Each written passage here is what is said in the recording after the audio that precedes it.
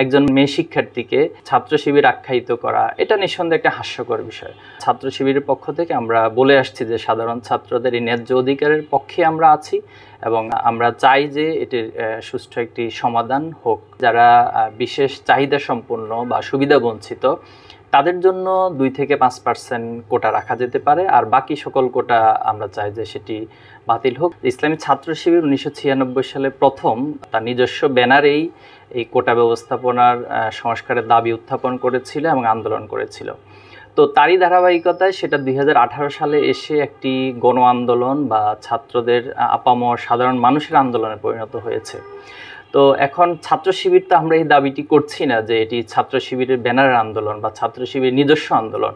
যেহেতু এটি সাধারণ ছাত্রদের সবার গণদাবিতে পরিণত হয়েছে, নিঃসন্দেহে এটি সাধারণ ছাত্রদের আপামর মানুষেরই আন্দোলন।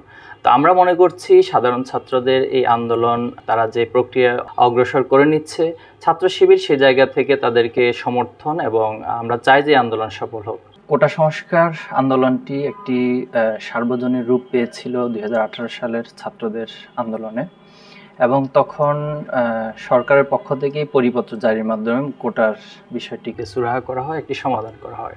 কিন্তু দুঃখজনক হলেও সত্য, আমরা দেখেছি যে সরকার 2024 সালে এসে সে কোটা ব্যবস্থাকে আবার ফিরিয়ে নিয়ে এসেছে এবং সেটা আদালতের মাধ্যমে করেছে। তো এই আদালতের মাধ্যমে আবার কোটা ব্যবস্থা ফিরিয়ে আনার প্রতিবাদে ছাত্ররা আবার মাঠে নেমেছে এবং ছাত্ররা আন্দোলন করে যাচ্ছে। ইসলামী ছাত্র শিবিরের পক্ষ থেকে আমরা বারবারই বলে আসছি যে কোটা সংস্কার বা কোটা যে পুনর্গঠনের যে জায়গাটি, এটি অবশ্যই সংস্কার হওয়া প্রয়োজন। আপনি যদি বাংলাদেশ পরিসংখ্যান ব্যুরোর 2022 সালে শ্রমশক্তির যে রিপোর্টটি প্রকাশিত হয়েছিল, সেখানে বলা হয়েছে যে বাংলাদেশ উচ্চশিক্ষিতের যে হার, সেখানে বেকারত্বের হারটি ক্রমবর্ধমানভাবে বেড়ে চলেছে এবং সরকারের হিসাব অনুযায়ী সেখানে প্রায় 8 লক্ষ উচ্চশিক্ষিত যারা বেকারত্বের গ্লানি টানছে। এটা বাংলাদেশের শিক্ষা ব্যবস্থার জন্য, সার্বিকভাবে আমাদের সরকারি ব্যবস্থাপনার জন্য একটি দুঃখজনক ঘটনা। 2018 সালে পরিপত্র প্রকাশের আগ পর্যন্ত যে বিসিএসএ, শুধুমাত্র বিসিএসএ 6000 কোটা যেটা সরকার পূরণ করতে পারেনি, কোটা খালি থেকে গেছে। এখানে যে বিষয়টি ঘটে যে সরকার এই খালি কোটাগুলোতে তাদের নিজস্ব দলীয় ক্যাডারদেরকে নিয়োগ দেন, এবং আমরা আরও দেখেছি যে মুক্তিযোদ্ধার সন্তান না হয়েও মুক্তিযোদ্ধার ভুয়া সন্তান হিসেবেও অনেকেই এই কোটার মাধ্যমে সেখানে নিয়োগ প্রাপ্ত হয়েছে, যেটা সম্প্রতি আমরা পত্রিকা এবং মিডিয়াতে দেখেছি। তো নিঃসন্দেহে এই কোটা সংস্কার 2024 সালে অবশ্যই হওয়া উচিত এবং ছাত্র শিবিরের পক্ষ থেকে আমরা বলে আসছি যে সাধারণ ছাত্রদের এই ন্যায্য অধিকারের পক্ষে আমরা আছি এবং আমরা চাই যে এটির সুষ্ঠু একটি সমাধান হোক। আসলে কোটা বিরোধী এই শব্দটা আমরা নিতে চাচ্ছি না, আমরা সংস্কার চাচ্ছি। তো এক্ষেত্রে যেটি আমি বলবো যে একটা সময় একটা বাস্তবতা ছিল যে মুক্তিযোদ্ধাদের প্রতি সম্মান প্রদর্শন রেখেই ওনাদের সন্তানদেরকে কোটার ব্যবস্থাপনা ছিল, কিন্তু 2024 সালে এসে আসলে এটিকে এখন আর যৌক্তিক মনে হচ্ছে না আমাদের কাছে।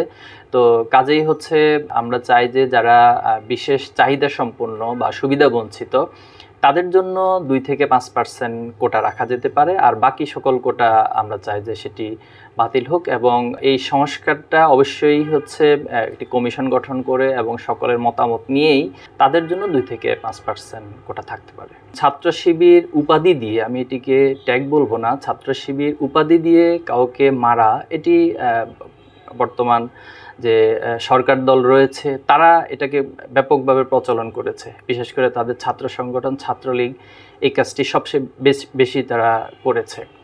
তো এই ইতিহাসের ধারায় আমরা দেখেছি যে শুধুমাত্র নির্যাতনই না, বরং ছাত্র শিবির উপাধি দিয়ে অনেককে হত্যা পর্যন্ত করা হয়েছে। তো এক্ষেত্রে বর্তমান যে আন্দোলন আমরা দেখছি যে সাধারণ ছাত্রদের স্বতঃস্ফূর্ত অংশগ্রহণ, এখানেও ঠিক একই কালচারটাই, একই সংস্কৃতিটাই তারা নতুন করে আবার চালু করছে। একজন মেয়ে শিক্ষার্থীকে ছাত্র শিবির আখ্যায়িত করা, এটা নিঃসন্দেহে একটা হাস্যকর বিষয়। তো আমরা মনে করছি এই সংস্কৃতি থেকে আমাদের সবাইকে বের হওয়া উচিত এবং সাধারণ ছাত্রদের এবং শিক্ষার্থীদের যে আন্দোলন, সেই আন্দোলনকে তার জায়গা থেকে সকলকেই সাপোর্ট করা উচিত এবং সেটার প্রতি সম্মান প্রদর্শন করা উচিত। কোটার একটা বাস্তবতাটা হয়তো বাংলাদেশের স্বাধীনতার পরে ছিল, বা 2024 সালে এসে মুক্তিযোদ্ধার সন্তানদের পরবর্তী প্রজন্ম, বিশেষ করে তাদের নাতি বা অন্যান্য যারা আছে, পোষ্য কোটা, এটা আসলে বর্তমান সময়ে আসলে অবশ্যই সংস্কারের দাবি রাখে।